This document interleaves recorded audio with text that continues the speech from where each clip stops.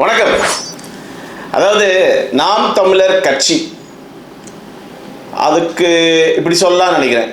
நாயக்கர் எதிர்ப்பு கட்சி, தெலுங்கர் எதிர்ப்பு கட்சி அப்படின்னு வேணா அவங்க சொல்லிக்கலாம். ஏன்னா அவங்களுடைய வட்டம், அவங்களுடைய பேச்சு, செயல், மேடைக்கு மேடை எல்லாமே இந்த கட்டத்துக்குள்ளேயே தான் இருக்கு. ஒரு ஃபேமஸ் சேயிங் இருக்குங்க. அதாவது உலகத்தில் எதுவுமே தப்பு சரி அப்படின்னு ஒன்றுமே கிடையாது. நம்ம செய்யக்கூடிய வேலையை நியாயப்படுத்த முடிஞ்சா அது சரி, நாம் செய்யக்கூடிய வேலையை நம்மளால் நியாயப்படுத்த முடியலன்னா அது தப்பு. இதுதான் அப்படின்றது ஒரு சேயிங்கு. இது என்ன, இதை நான் எங்கே சொல்ல விரும்புகிறேன் அப்படின்னு பார்த்தீங்கன்னா, இப்போது நம்ம செய்கிற வேலையை நம்மளால் நியாயப்படுத்த முடியுது. நம்மளால் பேசி அதை அதுக்குள்ளே இருக்கக்கூடிய தரவுகள்லாம் எடுத்து ஒரு மாதிரி நம்ப வைக்க முடியுதுன்னா அதுக்கு தேவை என்ன? பேச்சு ஆற்றல். இதை தான் நாம் தமிழர் கட்சி ஒரு மூலதனமாக பயன்படுத்துகிறாங்க. ஒன்றுமே இல்லைங்க. அப்பாவி சாது அவனுடைய 99% மக்கள் எல்லாமே லேபர்ஸு, மாத வருமானம் இருந்தால் தான் சோறு அப்படின்னு வாழ்ந்துட்டுருக்க ஒரு குறிப்பிட்ட நாயக்கரோ இல்லை தெலுங்கர் சமுதாயத்தையோ எடுத்து இவங்க தான் அரசு வேலையில் 90% இருக்கிறாங்க, 70% இருக்கிறாங்க.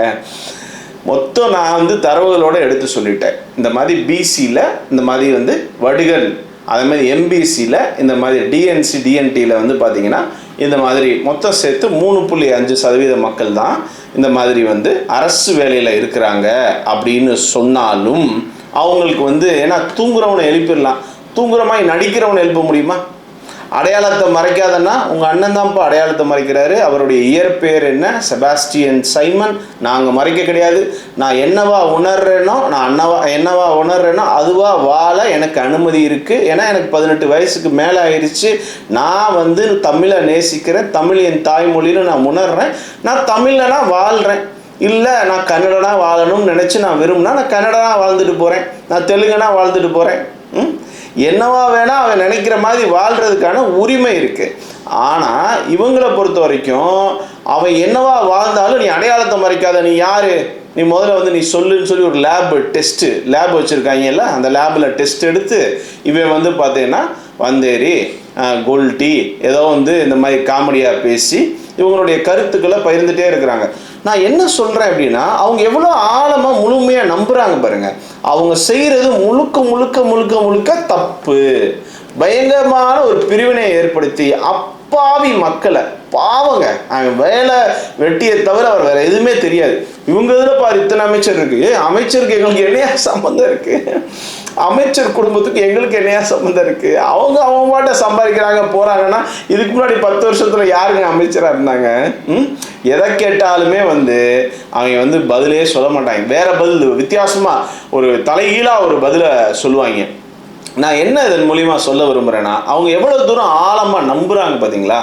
அவங்க அவங்க பேசக்கூடிய கருத்து நியாயம் அப்படின்னு எல்லாரையும் நம்ப வைக்கிற முயற்சியில் இறங்கி அதில் ஒரு குறிப்பிட்ட சாரார் இவங்க சொல்கிறது, நம்ம தலைமை சொல்கிறது உண்மைதான், இவங்க தான் இந்த நாட்டில் இருக்கக்கூடிய எல்லா இயற்கை வளத்தையும் கொள்ளடிக்கிறாங்க, போய் கான்ட்ராக்டர் ஃபுல்லும் தமிழ்நாட்டில் இருக்க எல்லா கான்ட்ராக்டரையும் எழுதி அவங்களாம் எந்த சமுதாயம்னு சொல்லி பார்த்து அப்புறம் யோசி. அந்த அவங்க தலைமை சொல்கிறது சரியா தப்பான்னு யோசி. விஜயநகர பேரரசு காலத்தில் தான் எல்லா இடங்களையும் பறிக்கப்பட்டது. இப்போ என்ன நிலமாங்க? 100 வருஷம் 200 வருஷத்துக்கு முன்னாடி இப்போ வரைக்கும் என்ன நிலைமையில வாழ்ந்துட்டு இருக்கான்? குடிக்க கஞ்சி இல்லாமல் வாழ்ந்துட்டு இருக்கவனை போயிட்டு நீ திரும்ப திரும்ப திரும்ப எதையாவது ஒரு விஷயத்த பேசி இப்படியெல்லாம் பண்ணுறப்ப தான் நம்மளுடைய மக்களுக்காக பேச வேண்டிய சூழல் உருவாச்சு. அதை தான் பேசிட்டும் இருக்கோம். நம்மளுடைய மக்கள்கிட்ட நான் வைக்கக்கூடிய கோரிக்கை என்ன அப்படின்னா, நீங்களும் எதிராக பிரச்சாரம் பண்ணுறதுக்கு பேச்சாற்றலை வளர்த்துக்கிட்டு போகிற இடங்களில் எல்லாம் இவங்களை வந்து பார்த்தீங்கன்னா சுட்டி காட்டுங்க. இவ்வளோ பெரிய ஒரு போர், அதாவது வார்த்தை ஜாலங்கள் மூலியமா ஒரு குறிப்பிட்ட சாராருக்கு எதிராக ஒரு பெரிய பெரும்பான்மை சமுதாயத்தை மடைமாற்றும் வேலையில் முழு நேரமாக ஈடுபட்டிருக்காங்க. இது நியாயமா? இப்படிப்பட்ட ஒரு ஆளை வந்து நம்ம தோல் உரிச்சு காட்டணும், நம்ம விரட்டி அடிக்கணும். மக்கள்கிட்ட பேசுகிறப்ப பக்கத்து வீட்டுக்காரன்ட்ட போகிற இடங்கள்ல எல்லா இடத்துலையும் பேசுங்க. அவன் பேசி பேசி பேசி பேசி அந்த கருத்தியலை வளர்த்துட்டான். அவன் வளரல. நமக்கும் நல்லா தெரியும், 45% வாங்காம ஒருத்தர் எம்எல்ஏவா கூட ஆக முடியாது ஒரு தொகுதியில். தமிழகம் முழுக்க 117 இடங்களுக்கு மேல வந்தாலும் ஆட்சி பிடிக்க முடியும். இதெல்லாம் காலத்துக்கு நடக்குமான்னு கேட்டால் நடக்கவே நடக்காது, வாய்ப்பே கிடையாது. ஆனால் ஒரு கருத்தியலை அவன் வச்சுட்டு விதைச்சிட்டு போறான் இல்லைங்களா, ஒரு விதையை தூவி விட்டு போறான் இல்லையா, அந்த விதை விதை, அந்த விதையில எந்த உண்மையுமே கிடையாது. நாம இந்த மக்களோட எவ்வளவு இணக்கமா சகோதரத்துவமா எப்படியெல்லாம் வாழ்ந்தாலும் இவன் நமக்கு கொடுக்கிற அடையாளத்தை நாளைக்கு பெரும் கட்சிகள்ல இருக்கக்கூடிய நபர்கள் இந்த கருத்தியலை முன் வச்சு பேச ஆரம்பிக்கிறாங்கன்னு வச்சுக்கோங்களேன். இவங்களுக்கு ஒரு ஓட் பேங்கை கார்னர் பண்ணி ஒரு குறிப்பிட்ட சமுதாயத்தை ஐசோலேட் பண்ணி ஒரு இதை பண்ணணும்னு நினைக்கக்கூடியவங்களை நாம நிச்சயமா வந்து தோல் உரித்து காட்டணுமா வேணாமா? அதனால நிறைய பேர் வந்து சமூக வலைதளங்களில் வந்து காணொலி போடுங்க, வெளியே வாங்க, மீட்டிங்ல போய் பேசுங்க. நம்மளுடைய மிகப்பெரிய ஒரு கருத்தியல் எதிரியா இருக்கக்கூடிய இந்த நாம் தமிழருக்கு எதிராக எல்லா இடங்கள்லையும் போய் விஷயத்தை சொல்லுங்க.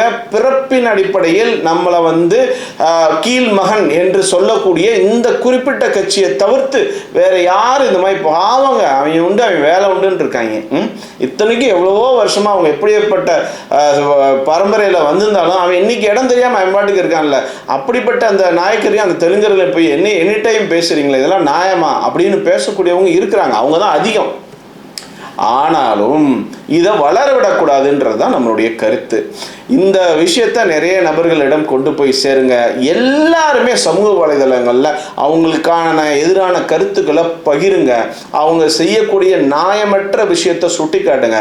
அவங்களே நியாயமாக ஒரு விஷயம் பேசுகிறாங்கன்னா, இப்போ குறிப்பாக ஒரு மீட்டிங் நடக்குது, நாம் தமிழர் கூட்டம் முடிஞ்சதுக்கப்புறம் சாக்குப்பை எடுத்துகிட்டு அங்கே மீட்டிங்கில் எல்லா குப்பைகளும் எடுத்து சாக்குப்பையில் போடுறாங்க. வரவேற்கிறோம், சூப்பர், இது எல்லா கட்சிகளும் ஃபாலோ பண்ணணும் அப்படின்னு நம்ம கோரிக்கை வைக்கிறோம்.